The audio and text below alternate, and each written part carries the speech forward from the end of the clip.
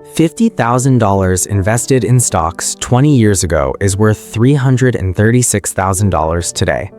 That same $50,000 in real estate, $547,000 on paper. But once you run the real math, the winner isn't who you think. Today, we're doing the actual numbers. No opinions, no bias, just math. And I'm going to break this down 3 ways. First, the raw returns. Which one actually grows more over time? Second, the hidden costs, what both sides never tell you. Third, which one makes sense for your specific situation. Let's start with the raw returns. You have $50,000 sitting in your bank account. The year is 2004. You have 2 choices in front of you. Option 1, you put that $50,000 into an S&P 500 index fund. You don't touch it, you don't check it every day, you just let it sit for 20 years. By 2024, at the historical average return of around 10% per year, that $50,000 has grown to approximately $336,000. You did nothing. No phone calls, no repairs, no tenants, just patience.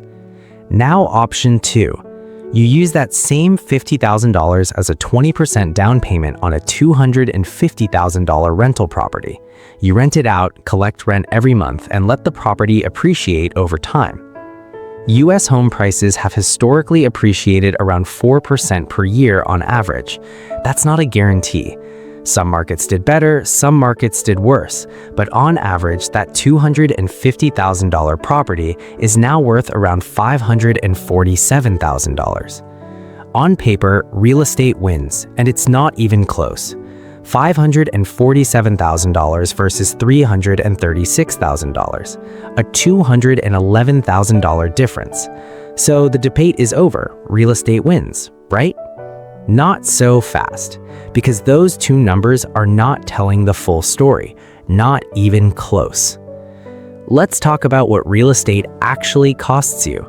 This is the part most real estate content completely ignores because it's not exciting and it doesn't make for a good thumbnail, but it's real and you need to know it. When you own a rental property, you have expenses every single year. Let's go through them one by one. Property taxes. In most U.S. states, property taxes run between 1% to 2% of the property value annually. On a $250,000 property, that's $2,500 to $5,000 every year, just in taxes before anything else. Insurance. Landlord insurance typically costs between $1,000 to $2,000 a year on a property this size. You can't skip it. One fire, one flood, one lawsuit, and you're done without it. Maintenance and repairs. This is the one that surprises people the most. A good rule of thumb in real estate is the 1% rule. Budget 1% of the property value every year for maintenance. On a $250,000 property, that's $2,500 a year. Some years you spend nothing, then the roof needs replacing, and you spend $12,000 in one shot. It averages out to roughly 1% a year over time. Vacancy. No property is rented 100% of the time. Tenants move out, you need time to find new ones, clean the unit, maybe repaint. A realistic vacancy rate is around 5 to 8% of annual rent. If you're charging $1,500 a month, that's $18,000 a year in rent. 5% vacancy means you lose around $900 to empty months. Property management. If you hire a property manager to handle tenants, repairs, and rent collection, they typically charge 8 to 12% of monthly rent. On $1,500, that's $150 to $180 every single month. $1,800 to $2,160 a year, gone. And if you manage it yourself, that's your time, your evenings, your weekends. Mortgage interest. This is the big one. Most people don't buy rental properties with cash, they finance them. On a $200,000 mortgage at 6% interest over 30 years, you pay approximately $231,000 in interest alone over the life of the loan. That's more than the original loan itself. Now let's add all of this up. Property taxes, $3,000 a year average. Insurance, $1,500 a year. Maintenance, $2,500 a year. Vacancy, $900 a year. Property management, $2,000 a year. That's roughly $9,900 every single year in expenses. Over 20 years, that's approximately $198,000. Now go back to that $547,000 property value, subtract $198,000 in expenses. You're left with around $349,000 in real returns. And remember, the stock investor had $336,000. The gap just went from $211,000 down to $13,000. 20 years, and the difference is basically nothing. Now, to be completely fair, let's talk about what stocks cost you too, because stocks are not perfect either. The biggest cost of stock investing isn't a fee, it's your own behavior. When the market drops 30%, and it has dropped 30, 40, even 50% before, most people panic. They watch their $100,000 become $65,000 and they sell. They lock in their losses, they miss the recovery. And the recovery always comes. The S&P 500 has recovered from every single crash in its history, every one. But the average investor doesn't capture the full 10% historical return because they sell at the wrong time. Studies consistently show the average investor earns around 6 to 7%, not the 10% the market delivers, simply because of emotional decisions. There are also taxes to consider. Dividends and capital gains are taxed. If your investments are in a regular brokerage account, the government takes a cut every year. This is why accounts like a Roth IRA and 401k matter so much. Inside those accounts, your money grows tax-free or tax-deferred. That alone can add tens of thousands of dollars to your final number over 20 years. So now we have the full picture.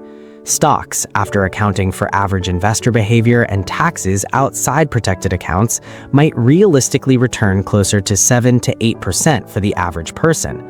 Real estate, after all expenses are accounted for, might realistically net you 5 to 7% annually, depending on your market.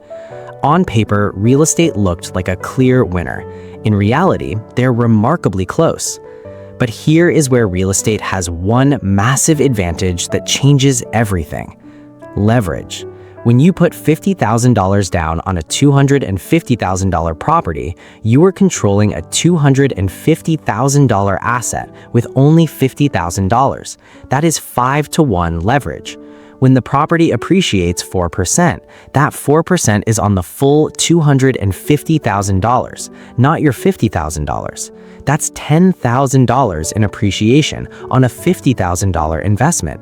That's a 20% return on your actual money. Stocks don't give you this. You can't put $50,000 down and control $250,000 worth of index funds. This leverage is why real estate has created more millionaires than almost any other asset class. But leverage is a double-edged sword. If that property drops in value by 20%, you don't lose 20%. You lose 100% of your down payment, and then some. This is exactly what happened to millions of people in 2008. They were over-leveraged, the market turned, and they lost everything. So which one actually wins for you? Here is the honest answer. If you were starting out with limited capital, stocks are the better starting point every time. You can start with $10. There are no tenants, no repairs, no management. It is completely passive, and time is your biggest asset. If you have significant capital, you understand your local real estate market, and you are prepared to treat it like a business, real estate can build serious wealth through leverage that stocks simply cannot match.